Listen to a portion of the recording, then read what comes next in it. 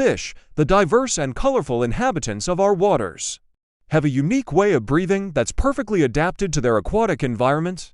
Unlike humans who breathe air, fish extract oxygen from water. But how do they do this? The answer lies in their gills. Gills are specialized organs designed to extract oxygen from water and expel carbon dioxide. As water flows over the gills, oxygen in the water is absorbed into the fish's bloodstream, while carbon dioxide, a waste product, is released back into the water.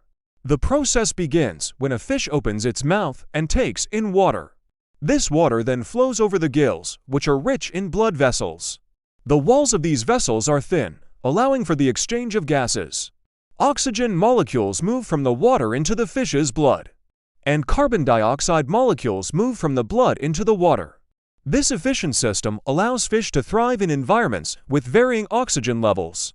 It's worth noting that not all fish breathe the same way.